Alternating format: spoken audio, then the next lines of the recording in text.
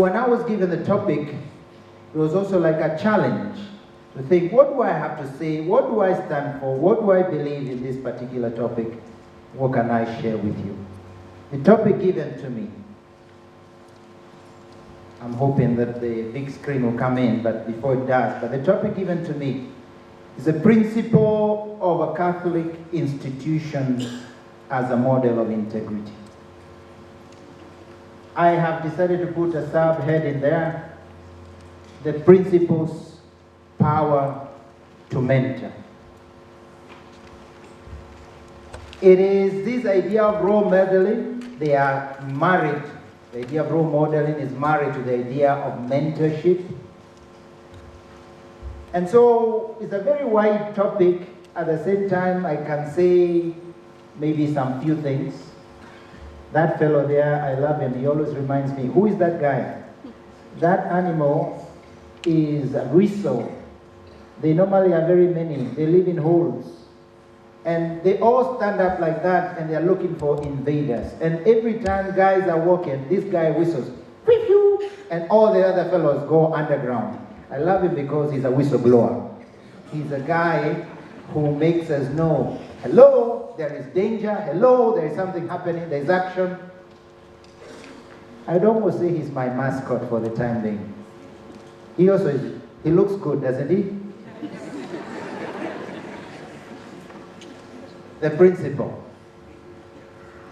What I seek to do in this presentation is somehow to stimulate, if I could say, or activate in you, directors and principals, this idea of wanting to be a mentor, to inculcate leadership in our institution. The idea of you are a custodian of values, you are a catalyst of virtues in a school.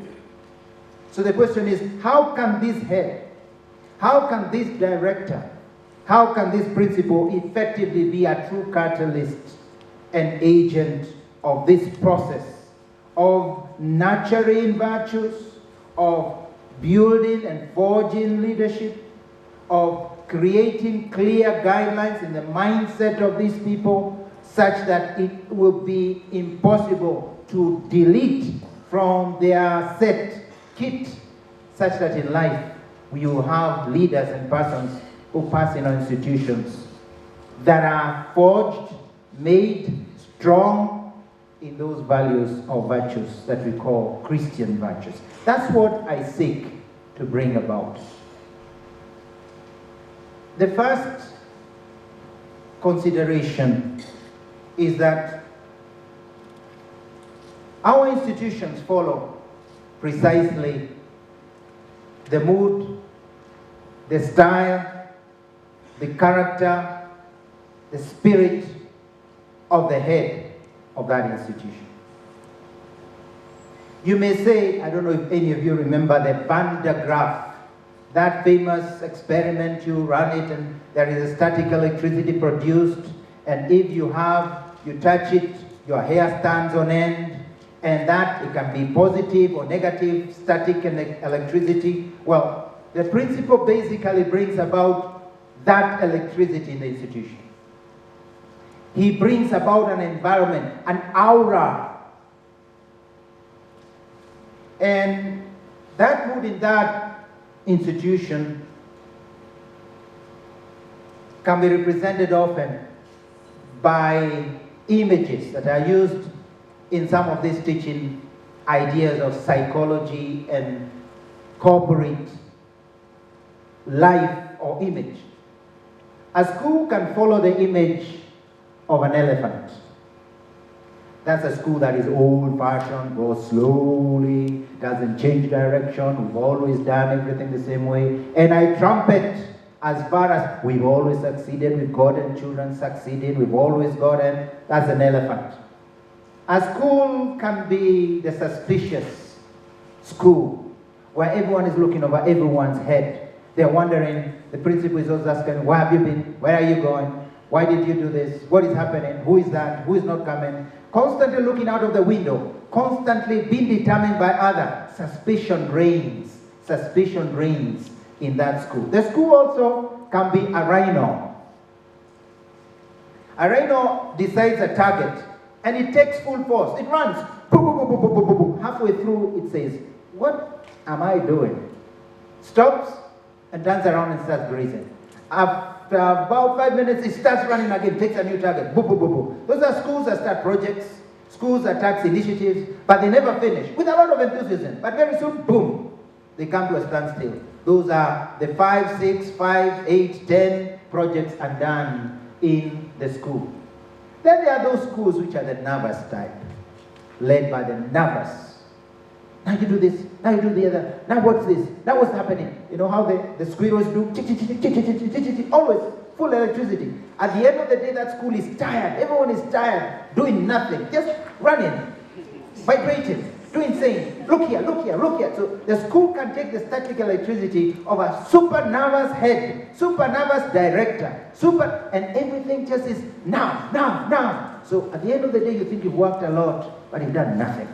You just run around, moved papers.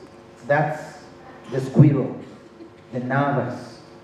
And then there is the super slow schools. Those are the schools which have meetings from 8 a.m. to 8 p.m. They are the schools where you go and you ask questions to the head, and he pauses for 10 seconds before he starts to answer, and tells you a whole history of Abraham before he comes to the story. Super slow. Projects never done, never get done. Projects start, they never execute. You have 6 projects ongoing from 5 years ago. They are still being done. You ask for a report, a financial report, a report on teachers' performance. It takes 1 month, 2 months, 3 months, the end year comes, and they are still developing. Super slow Mzekobe schools. They are the tortoise schools, the schools that never will reach the end. They are always in the journey. They never finish. They never accomplish. So in the same way, there are those other schools that believe in pride. But I'm not saying about the positive pride. We are kings, and we are always looking over the shoulder of other things, other people. But there are schools that will have the image of a cheetah, that are swift, that are efficient, that are strategic before they get a kill, before they perform. So the question is, what kind of institution have you created with your character? So when we are speaking about modeling, first we must understand that the modeling is not just about virtues, it's about the situation you create in your school that can be encouraging or less so, that can be inhibiting or more so. There is something there in the head, in the director, in the school principal, that must certainly be modulated if our school is to have efficiency. This is only about efficiency, but also even if it has to have spirituality. Mentorship, therefore, implies first setting a mood and a spirit in the institution that allows the nurturing of virtue, an enabling environment. That is a quality of leadership. What does John Paul II say? I have put this on several presentations I've made here because I always find it a good point of reference. St. John Paul II, speaking about Catholic education, says, the mission of the Catholic school is an integral formation of students so that they may be true to their condition as Christian disciples, and as such work effectively for the evangelization of culture for the common good of society. Specifically, we are aiming at the school principal being a model of integrity. Integrity is about being integral. It's about being complete. And the Pope says, in fact, what we are trying to do in our institutions is to create that kind of product. But that kind of product comes tagged with a qualification of disciple of Christ. It is not made separated from the gospel values, but founded on the gospel values. That's why I found what I put under there. The sense of an interior driven spirit is what brings about, and I hope we'll speak about it, the flourishing of this that we call integrity. We must therefore form this right atmosphere in order to bring about the integral formation of the students. We must create the right forge to mold this image of Christ. And the image is not external, it's internal. We must, the last conference here I gave to the Catholic sponsored school, I spoke about we must learn how to install hardware. Meaning, a hard application, something that, like in your phones, something that is going to be driving his heart, the student, the teacher, the worker, and you, the head, that will make you operate in the heart of Christ. And the immediate perceivable action that comes from that charity in the spiritual realm, when we come to the human level, is called kindness.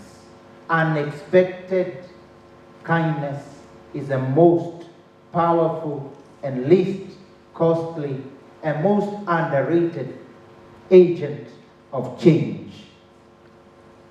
This is what we are trying to bring about in our institution. So,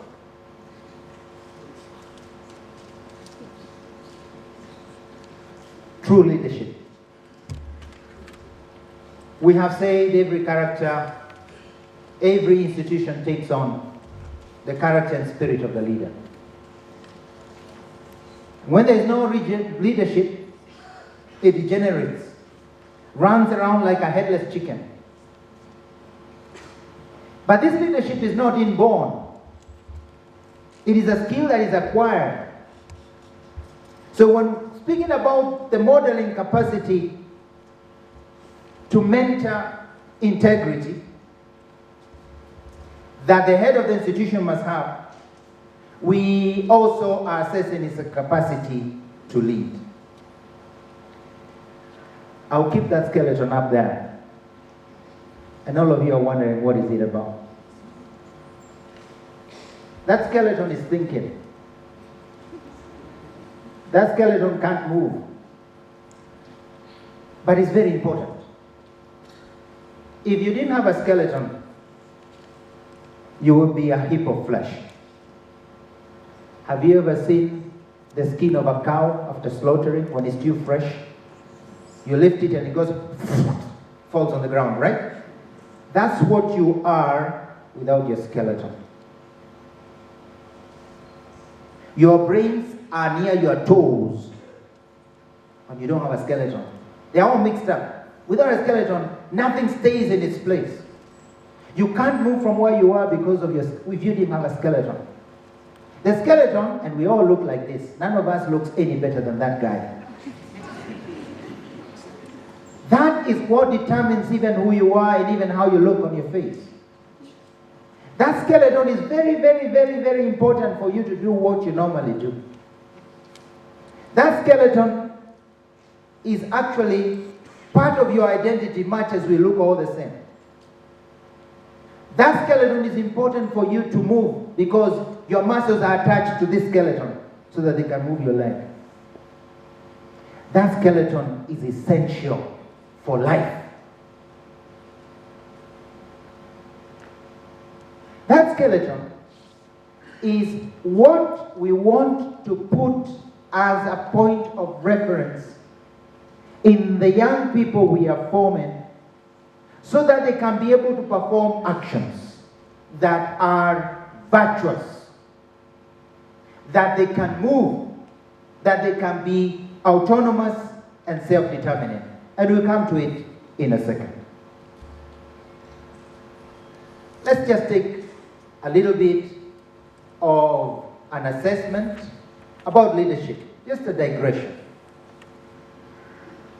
Often when I visit schools, and this is something that I have gathered from quite a number of years now, I always am very, very observant about how the introduction of the principal and the teachers takes place.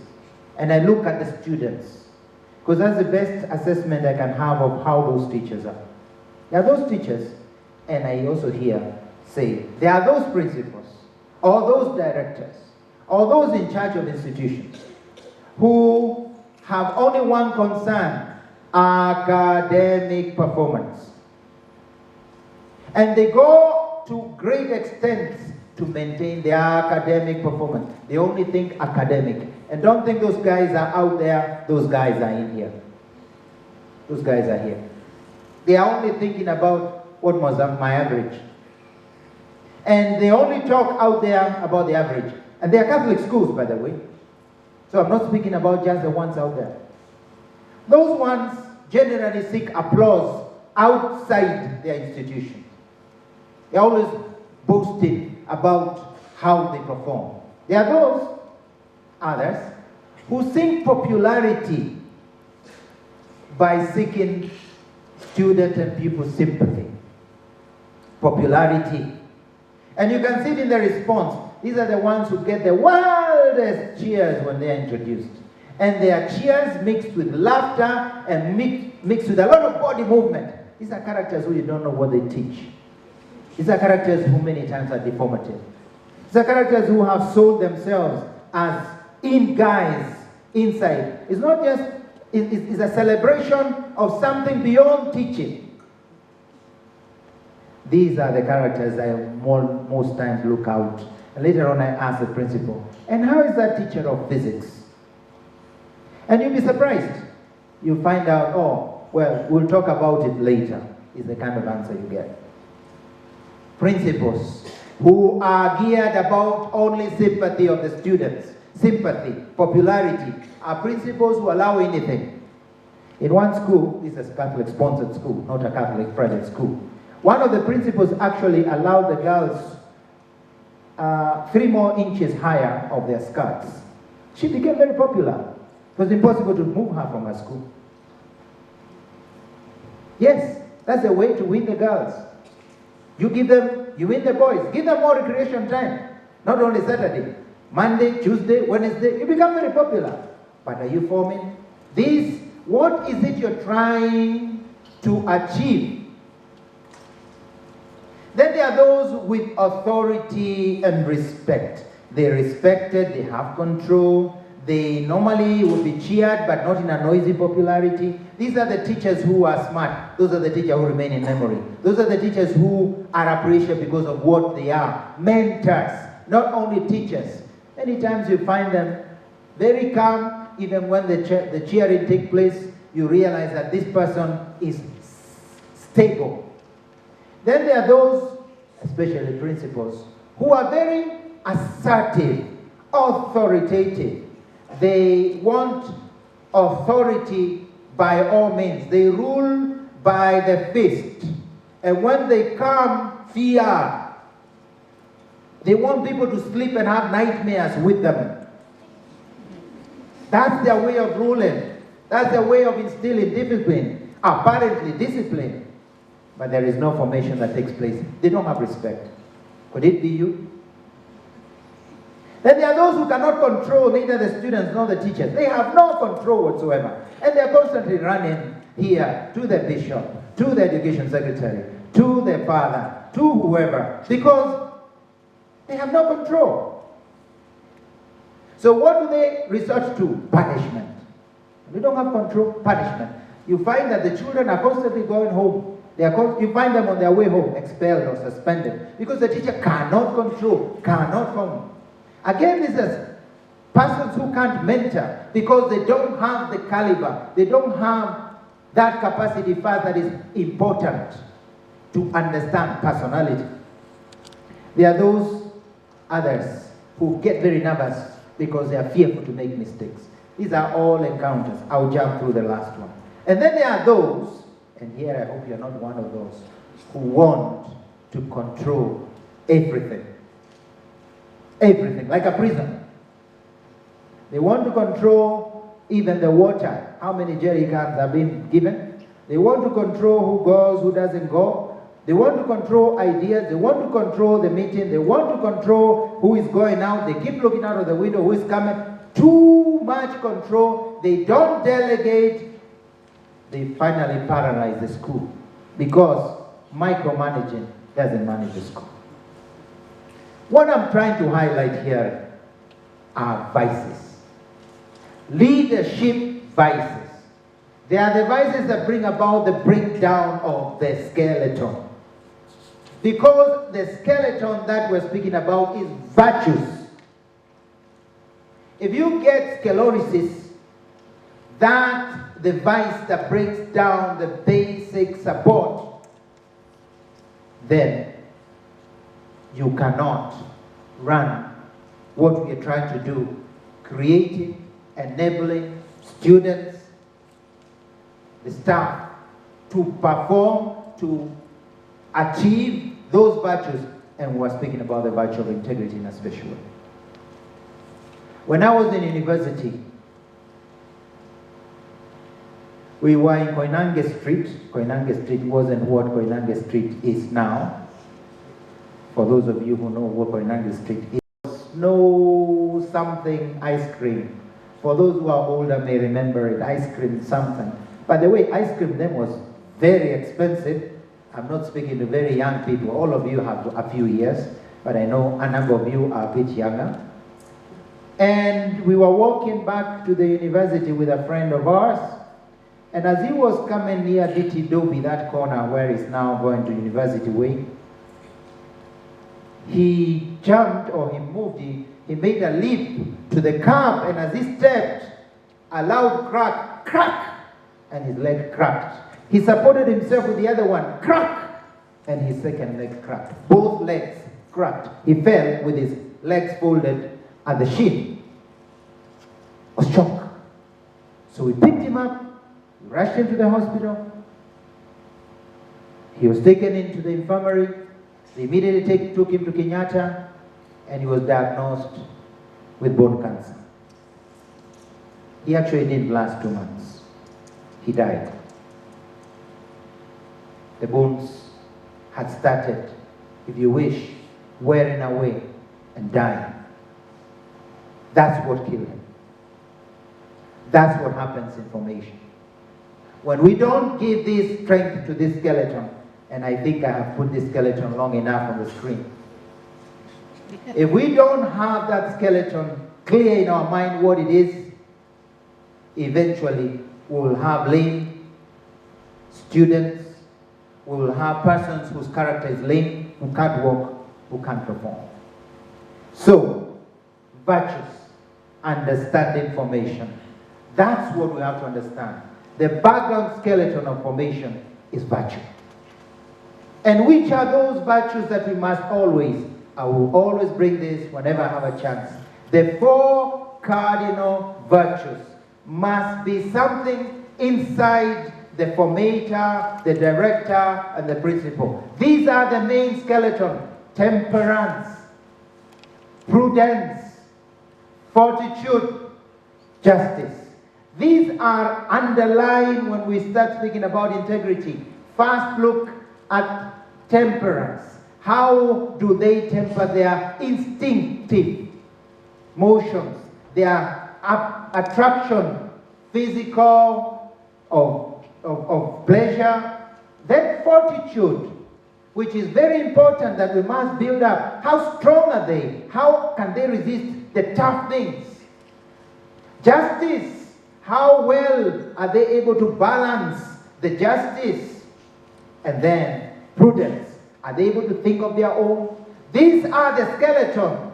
That's where from this skeleton you get joy, you get hard work culture, you get the sense of service in community, you get solidarity, comradeship, which means love. And which are the diseases that attack this skeleton? Again, something you know. And that's why you have to have that reference point of the catechism. The 7 capital sins and their expression in life. These are the ones which make it impossible for us to create this idea of integrity. These are the ones which pull us down. These are the ones which pull the principle down. He is unable to display justice because, on the other hand, he's jealous and he's avaricious. He is unable to live fortitude because he's led, unfortunately, by weakness. He's slothful. He's lazy. So he's not able to bring about the things that are supposed to come. Then temperance. And there you have a whole lot of lack of temperance when they are being pulled by the attraction of money, avarice, of course, as we know, the attraction of bodily and material satisfaction, lust, gluttony, food. And then when they are unable to control their anger, it's also fortitude. This is our point of reference. So when we speak about integrity, what we are saying, can we identify the factors? These are just the headlines. There are parts of these virtues. There are parts of breaking down this into specifics. I, as a head, can I bring out in me, can I see what program I have been following in order to grow in these virtues, to be stronger, to be resistant when things go wrong, to stand up even when my feet may shake, but to stand up to say what I have to say. I remember, I will not give all the details, but when I was a young bishop, I went to speak to one of the older bishops, who I won't say who he is, because his priests are here. And I told him I had a difficulty. I was then in Embu, the Embu priests are also here. And I was having a difficulty, I didn't know how to handle it. And I told him I was very fearful about the results of what I was going to decide.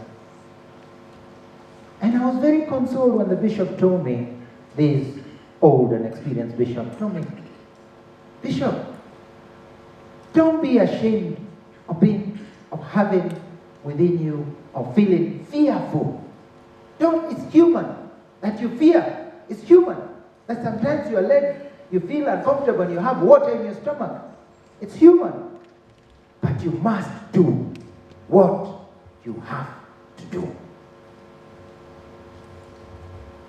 That gave me a lot of consolation. Because some people think that leaders are those who don't fear. They never have water in their stomach. Do you people have water in your stomach sometimes? Or is it only an experience of some of us up here? Those who have smaller stomachs must have less water in their stomachs. Those who have bigger stomachs feel more water in their stomach. So it's not that we feel fearful, but to overcome that fear is where the virtue is. It's not to have the fear, it's to overcome it. Driven not by self-will, but driven by the confidence that you're doing the will of God. That is fortitude. When you do it because you believe I can do it, I'll show them. It's not fortitude. It's called pride. It's no longer virtue. This is a skeleton we must build. As one who tries to mentor integrity, and integrity means an all-round virtue, you must then have very clear what your pillars upon which you're doing your foundation are, and therefore, and you must know what dangers are that are on the way, which are represented by these 7 capital sins. I call this the virtuous circle. You know about the vicious cycle, whereby each thing makes the other poorer. When one enters into a vicious cycle, is a cycle or a circle of vices that vice one another, that deteriorate, is a spiral that goes downwards. If you go into a virtuous cycle, it's a spiral that goes upwards, that is uplifted. It is when you have been imprisoned, compromised in vice or failure, you're in a vicious cycle. Everything gravitates into bad. But when the example is drunkenness and irresponsibility. When someone is steeped in drunkenness, he's not able to come in the morning to work, he's irresponsible about his work, and then he's depressed because the boss does not like him, and then he goes back more into drinking. So he goes to drinking more, he comes later, he's more responsible. Finally, he loses a job. That is a vicious cycle.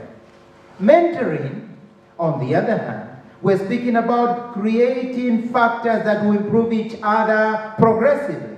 This is a cycle of good actions that build up the integral person and personality. This is what we bring about in our institution. A culture of hard work, a culture that is joyful, a culture of caring for one another, and a culture of service. That is when everyone is going out to outdo one another in doing good. That's a virtuous cycle. So mentoring means taming what may be human instinctive living. And therefore, in order to mentor, we say, we must have clear the final product we want to reach and the material that we are working with. So there must be some reference to these main characteristics that we wish to instill in them.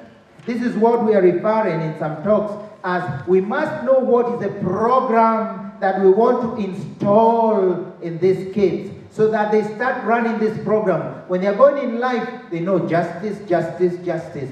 Give it to each one according. Fairness, that's justice. It has to be going on. Fortitude, fortitude, fortitude. You don't give up because you failed once, twice, 3 times, 4 times. You have to keep falling and getting up. And fortitude is don't fear.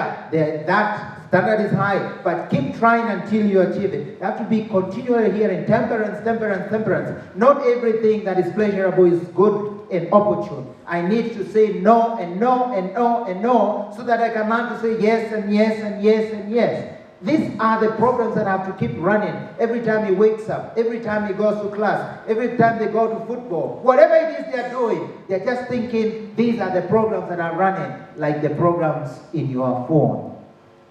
And at the same time, antivirus of knowing which are the viruses that can attack. And this virus, I have to know last. When I see last, I have to have a virus alert that tells me, that party has got a name called X and Y and Z. I don't want that project. That's a red light. That's last. I know what they're doing. They're going to drink. They're going to just orgies. No, no, no. This is what we must create. As we form them, it must be clear that we have clear skeleton point of reference. That's the background music I wanted to give you today. Skeleton. Skeleton.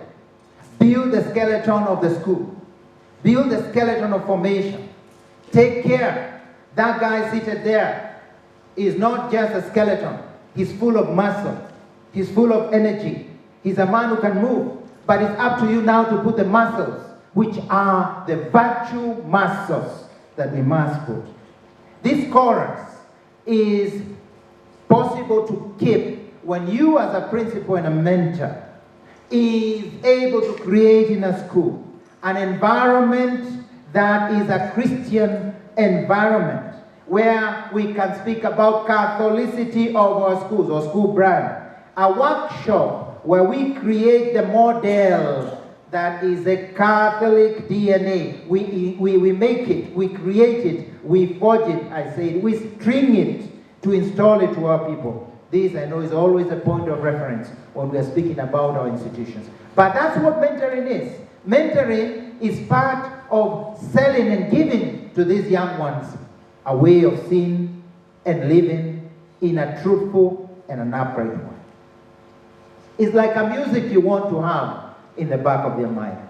I was reading recently, in fact, not I was reading, I saw the clip of an old man in the United States. I don't remember which state it was.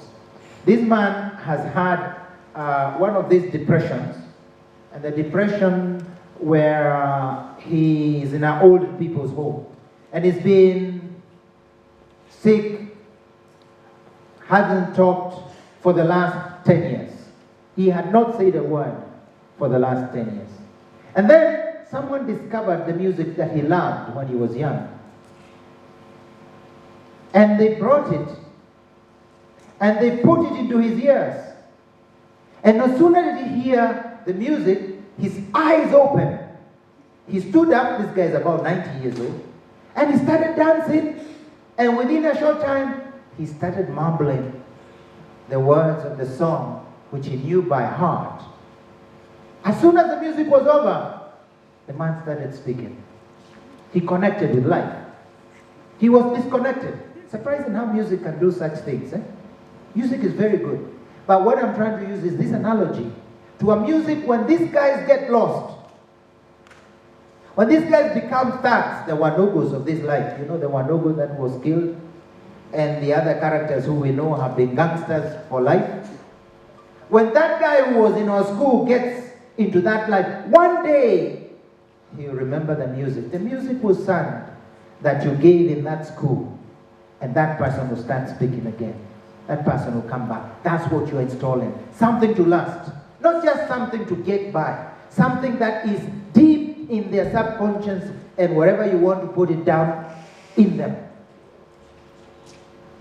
These forms of music are like choruses that we have to keep singing. And today, I'm singing my usual chorus. My usual chorus is this one: 4 cardinal virtues. That is what you must work on. Integrity is something that comes from this. It's something that we draw from formation, holistic, integral maturity that we want to form in all these young fellows. Values.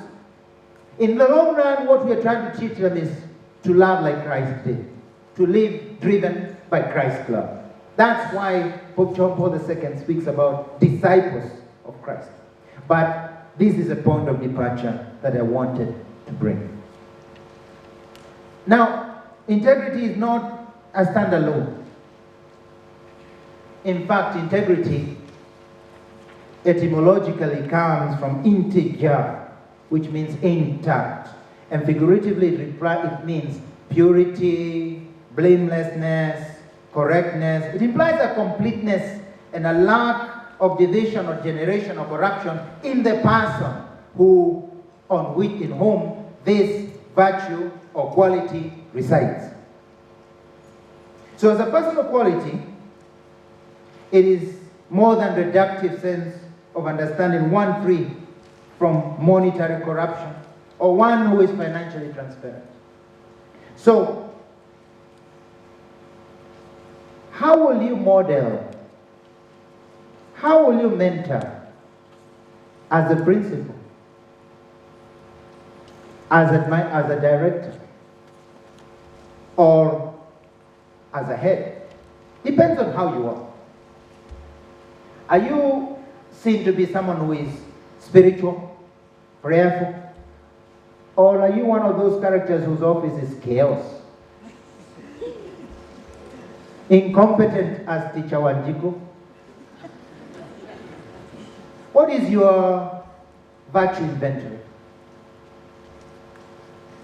In order to mentor, you have to have an inventory, because otherwise you will not be able to mentor what you don't have. Are you known to be a person who is rude, ahead, impatient, always? Or are you rather the kind of lady there doing homework with a little girl? Or that gentleman there in a law school in Kitui, showing kindness to some characters there who place all their hope in them? What is your virtue inventory? This is what will be your first starting point in order to mentor. In order to be a model of integrity. What are you? What characterizes you? What do people say you are? They say, she's always late. He's always late. Is that you? Oh my goodness, when you go to ask for something in the office, she turns the pages and papers and the desks. Oh, you never get your paper in that office.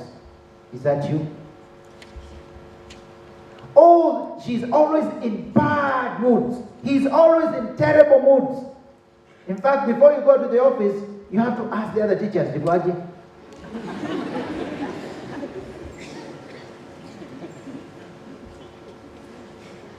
Is it that they believe that this guy is so disorderly? When you have the meetings, you don't know what will follow. The agenda is just indicative because this guy shoots everything. At the end, you don't know when the meeting starts and when the meeting ends because it will keep rambling because there's no order in that meeting. Nothing is prepared. Or rather, would they say, wow, that person prays. Do the students know that you pray? And here I see the majority are sisters. And perhaps you believe that the students know that you pray. But it's not so obvious. It's not so obvious. Because maybe they wonder whether you pray. Because prayerfulness is not just a kneeling, it's an attitude towards God. Are you known to be a person who has godly values even when you demand? Or are you a person who has two lives? The butterfly life and the caterpillar life. Yeye ni caterpillar nyumbani, lakini akitoka ni maua. What are you known to be? Integrity starts with the perception that you show in the exercise of your duties. So as a personal quality, therefore, we must seek to display and to make flower in our life, flourish in your life, the characteristics of a virtuous person that makes you complete. And this, when you have these virtues, when you have the idea that you are striving to live a certain Christianity, the immediate evidence are the fruits of the Holy Spirit that will be seen in you. That's how it is. This is our basic theology. This is our basic human understanding of how we correspond to God's grace. So then there'll be seed, there'll be love, there'll be peaceful, there'll be joy, there'll be smiling, there'll be kindness, there'll be goodness, meekness, magnanimity, humility, generosity, chastity, self-control. So, yes, while we have looked at who you are, let us look at how you are,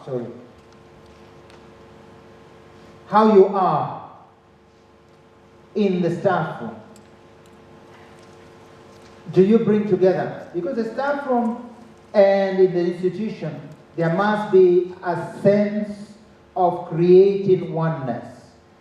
So one is your personal qualities. Another is a skill to bring people's personal qualities and talents on board in a way that you are able to create teams. How are you able to sit with the persons who are the stakeholders in your institution? How do you collaborate? How do you relate with a person who is immediately superior, with a person in charge of education, with the bishop, with the rules and regulations we get? How do you relate? Are you a person who brings?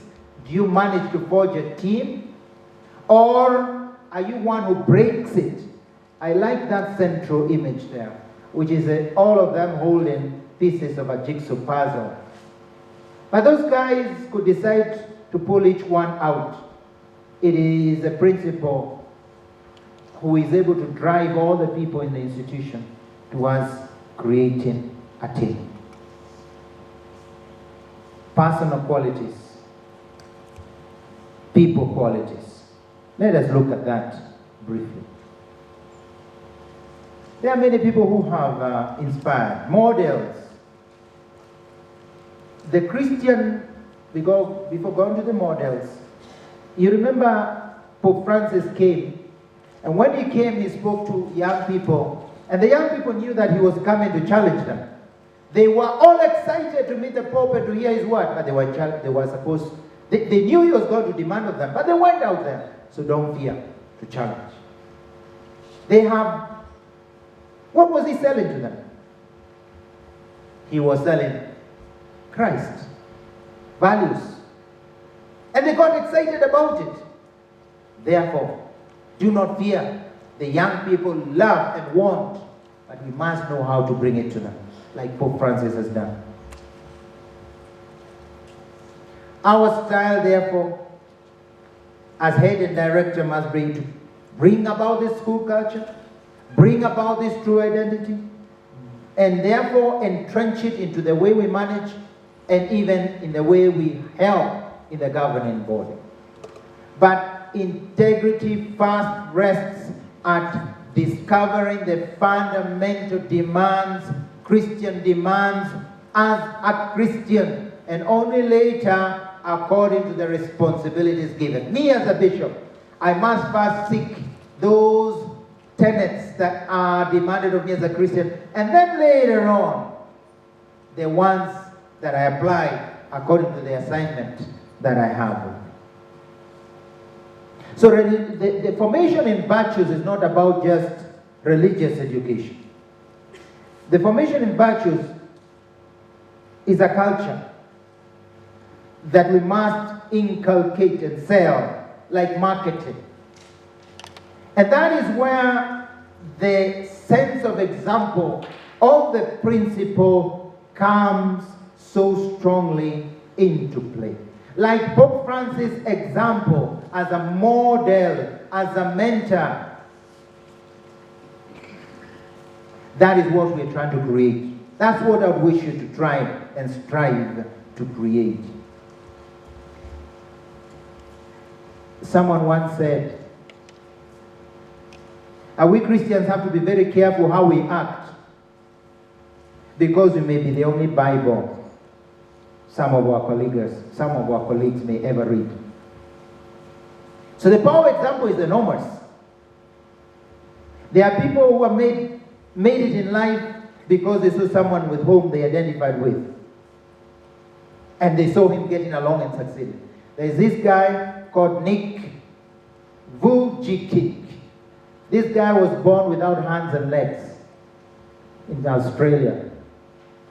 He was actually abandoned by his mom, and later on the mom accepted it. This fellow has gone ahead. Believe you me, what was the first thing he wanted to learn? Swimming. The first thing he wanted to learn, to swim. He didn't have legs, didn't have hands. He's a typical guy. You say, man, you are going to drown. How dare you? He said, I will learn how to swim. He jumped into the pool and he learned swimming without hands and legs. People wrote him off because he can't do anything. He can't embrace. He can't. Well, he went along. He became an accountant. He even has gotten married. He's got 2 children. I mean, there's nothing. He's made it in life. He goes around speaking about, and I'm sure some of you have seen some of those videos he's made, about inspiration. So someone who they saw, you see that person and say, I can. That's what we try to make you be. I can. I have hope. I know things are thick. I know I've been fallen so many times. I know I've messed up even in virtue. I know I've tried drugs. But I've seen this person, this teacher of mine tells me, I can. That's mentorship. Therefore, lead by example. The personality and spiritual strength of the director or head of the institution is what will bring about the role model.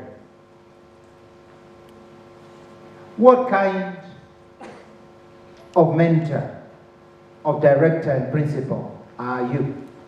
Can people still recall? Do you inspire to hope, to making it, especially on the spiritual realm, which is what we're speaking about, integrity?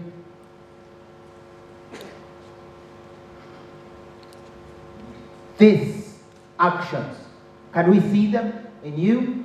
Are you a person who brings about generosity, kindness? Are you a person who builds it as a common? This is what we have to start doing. Learning to apply, reapply, redo, do again. All those things that we know that make up goodness.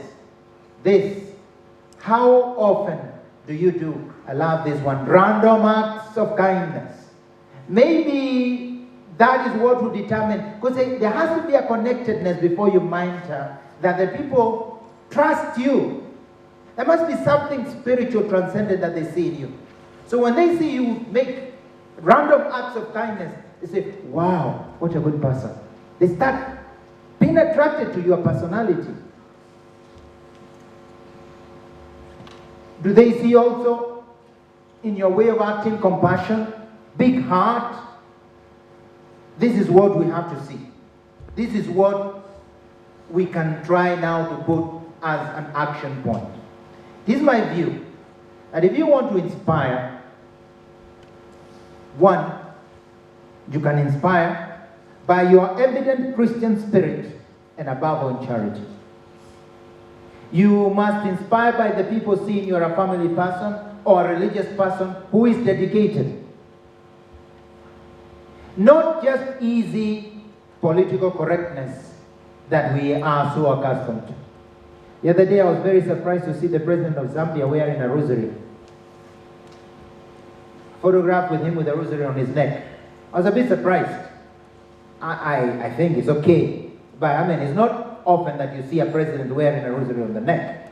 I'm not necessarily saying that he's a very good Christian, I don't know. But he was wearing a rosary on the neck. He was saying, I'm a Catholic. Some of us are very, very fearful to say, I'm going to the chapel, I'm going for mass, I'm doing this. We give excuses, even in meetings. Don't be afraid. The second, in other words, be a person of faith. The second, empathy, understanding, being courteous, kind. The third, by professionalism, dedication, administrative work that is well done. This is where they see you are smart. Gentlemen, in this I always say to the gentlemen, because the gentlemen, we are the one who score very low marks on this one. How well we dress and we groom. We really must always keep up. In our schools, and I am always proud of the two schools that I visit in Kitui. I don't want to show off so much here. But the teachers of my two schools, let me show off. St. Gabriel and St. Michael are always very smart. And I always give them full credit. I don't know why they are here. I hope they don't let me down. Please, if your shoes are torn, change them before these people come to see you. But yes, they are smart. And it's important. We must be well groomed. And when the people come to our schools, they must see something. Oh, the sister is very elegant. In habit, but well, nice, elegant, clean. Oh, father, oh, he's also very elegant. He's a father in church. He's the one who's a director. Oh, wonderful. Okay, I can entrust him to look after my kids. Oh, the principal. Oh, okay, he's not looking bad. Maybe it's not necessarily has to be in 3 suits, because 3 suits in Kitui you can't wear. Man, you wear and you die. But at least you are elegant. You see, yeah, he's got a good, he looks nice, elegant. That's what sells. It connects and makes them believe in you. Even the young people. And then by the way we talk with others. How do we talk with others? That sells what we are trying to do. I remember now, I met a couple recently who are maybe 70 years, 75 years. They came to see me. And as I was seeing them off, it was here in Nairobi in one of the places, I took them to the car park. And the man who was driving went around the car, opened the door for the wife. Then the wife got in, closed, and then he went around and started driving. This 70-year-old guy. What did I think? Oh my, this couple love one another. Even after all those years. I don't know what fights they may have had, but this guy goes out of his way. I don't know how many of us do this anymore. These kids know about your life. They know about the battles you've had. They know if you don't agree with your wife. They watch you as you come with your wife in the school. And they see whether there is a smile or there is this one looking on this window and this one looking on the other window of the car. They know you sisters where you live. They see how you greet your fellow sister. And they make up their mind and say, "I, sitakuwa sister." Ama, "I, how wonderful it is to be a sister." They see the father, and they hear the father say something, the director. And they say, "I, the father, I, mukali, I, me." Or the other way, "Oh, father is so understanding." That's what we sell. And upon how we sell, our institution either becomes a place where integrity flourishes and we sell it, or a place where it becomes something repugnant, something that is just from our lips.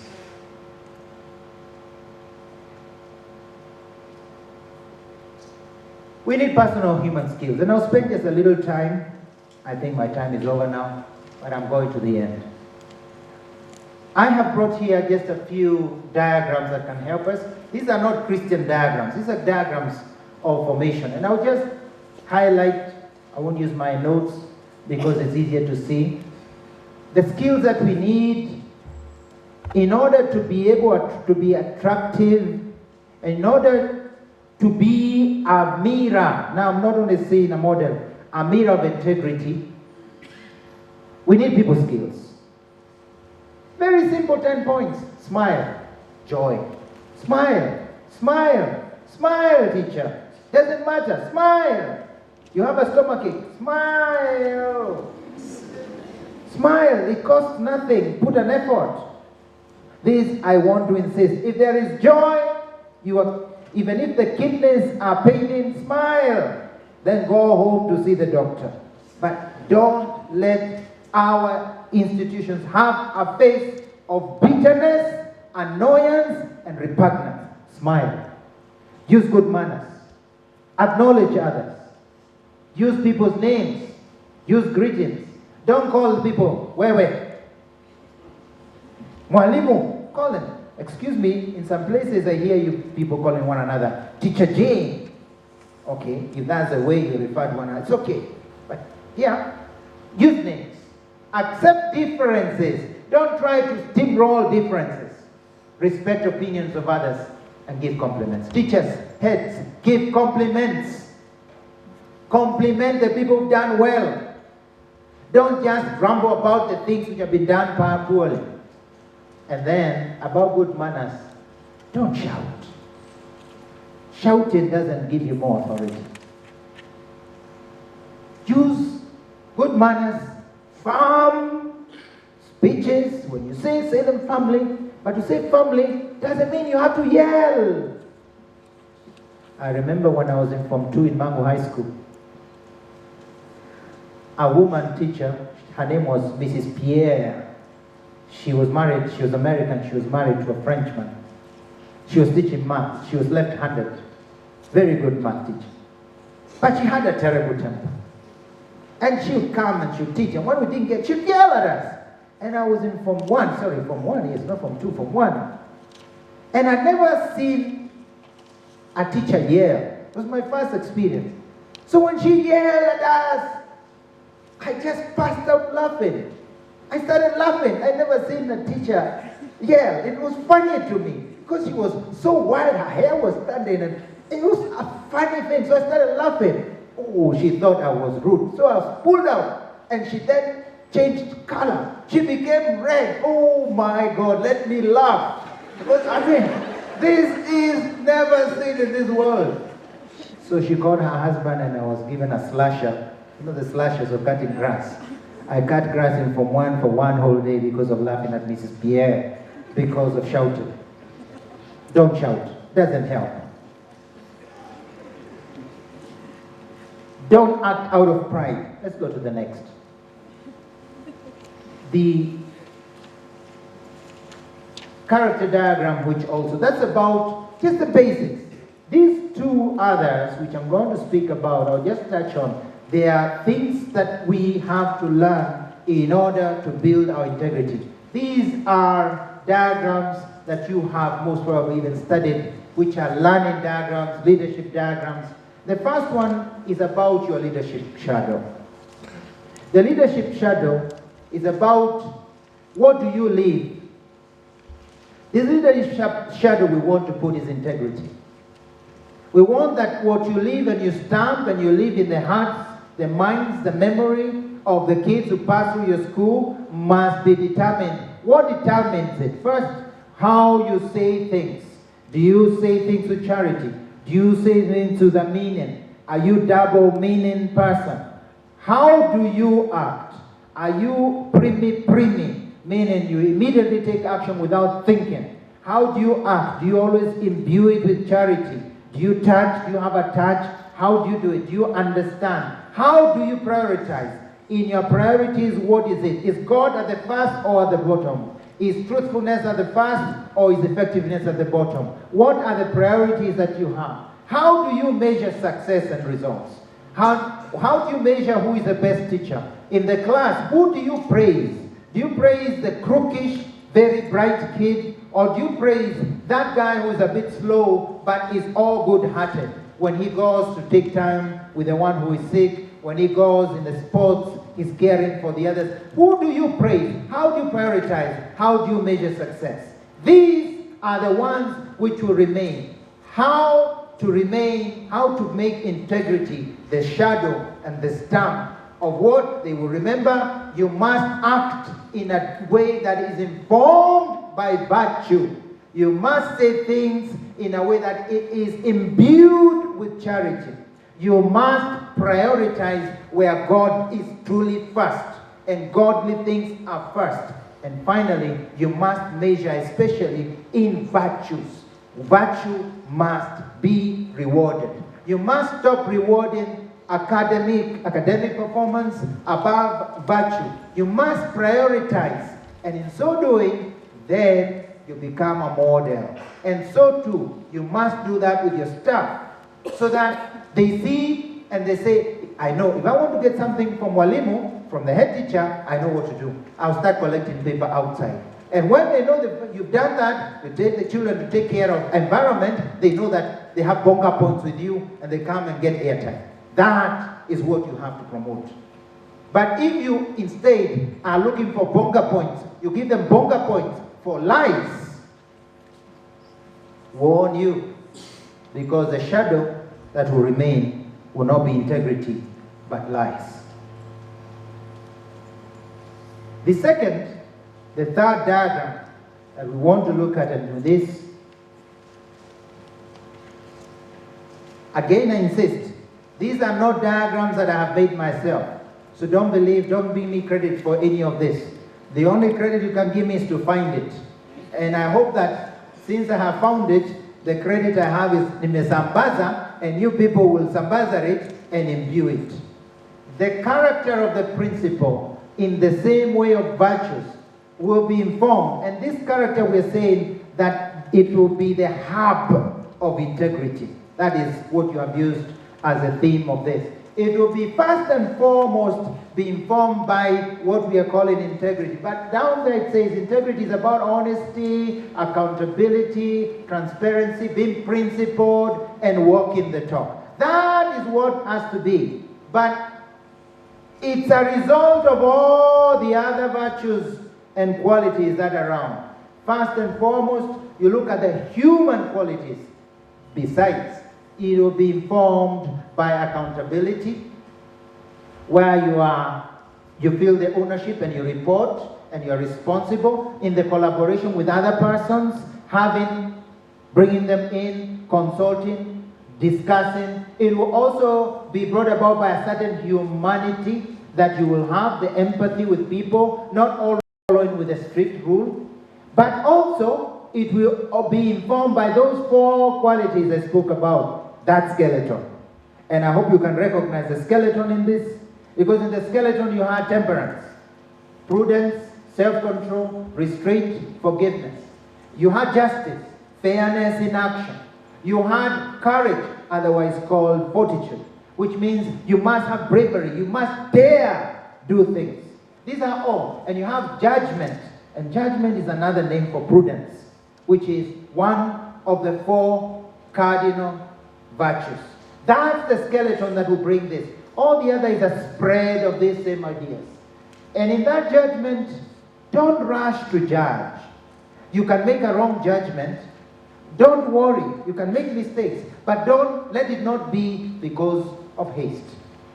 Teachers, heads, integrity is about how you coordinate all these human qualities so that you can stand up and flourish as one.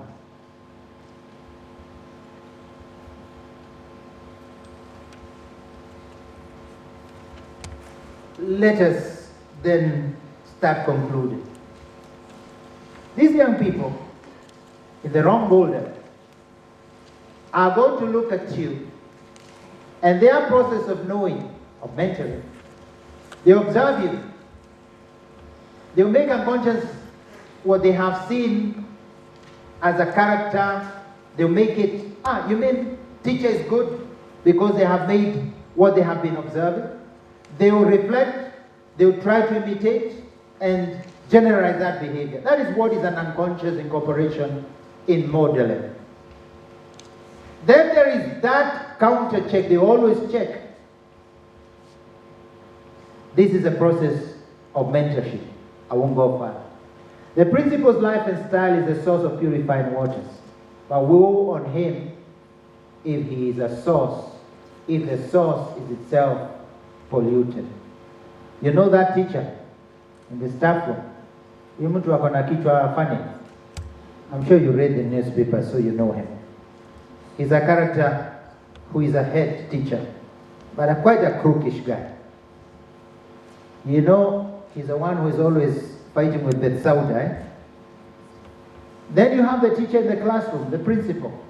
If you are not able to inspire in the class, then you can't become a mentor.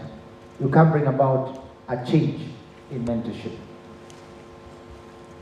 So modeling in virtue, as we have said, is our aim. Integrity is another word for honesty and truthfulness.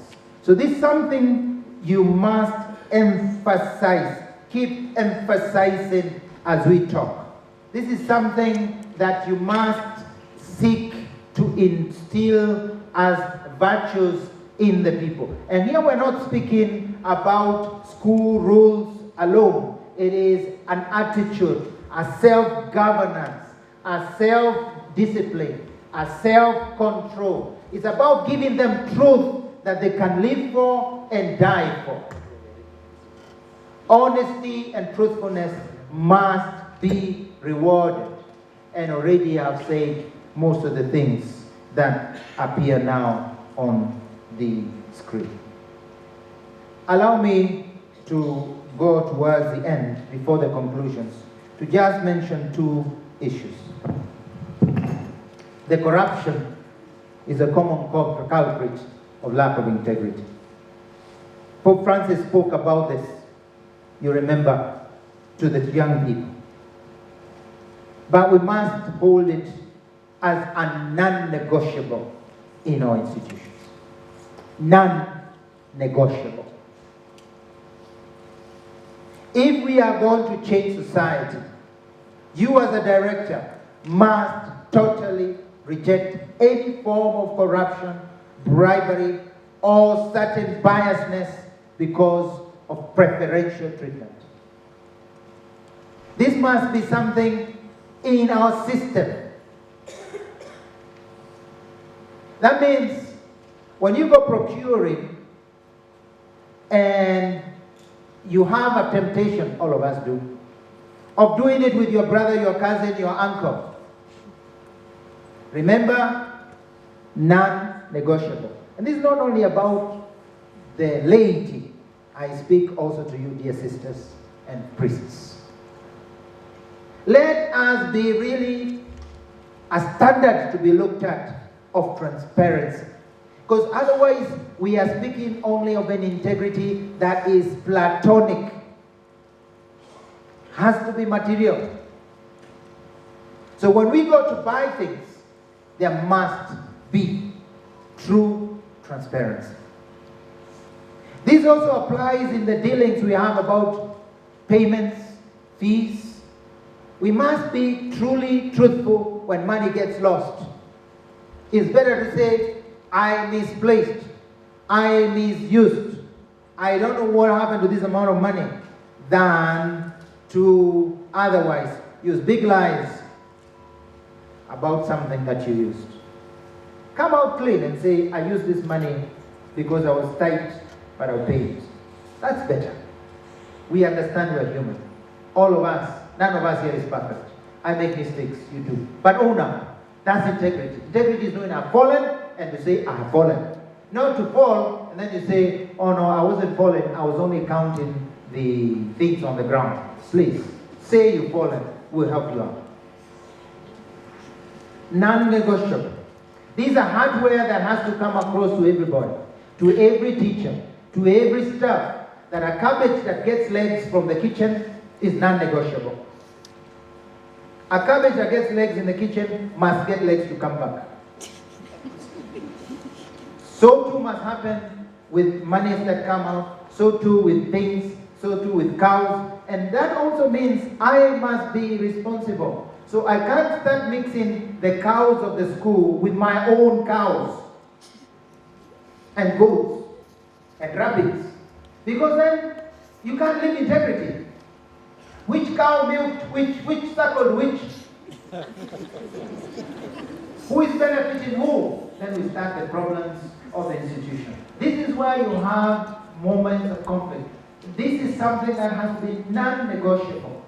So when you get a goat and you're given, then you must decide where it's going to eat, where it's going to live, or if it's going to be eaten. That way we finish the problem. I think we eat the goat and we celebrate as a school and we keep going. Non-negotiable.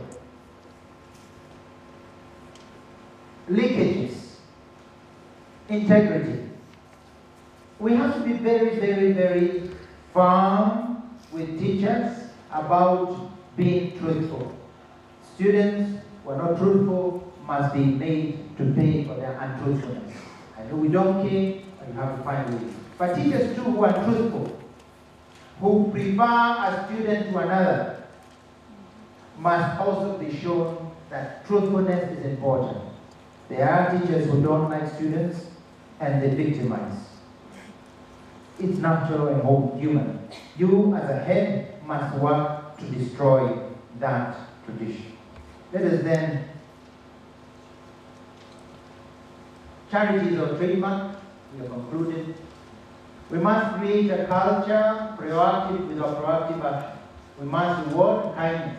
We must tame the idea, tame the people, the instinct, the raw instinct, not by domineering, but by inspiring. And that way we are going to be mentors because we will facilitate trust. Let us then conclude. We have a chance to install virtues in our schools. So let us revise the basis and the skeleton we are building on. Principals need to learn to exercise these virtues. They must build the virtues, build virtue muscles, build honesty muscles, build mercy muscles, meaning you must create you first in yourself in order to improve, to help others. The principals also need to plan personal acts of virtue.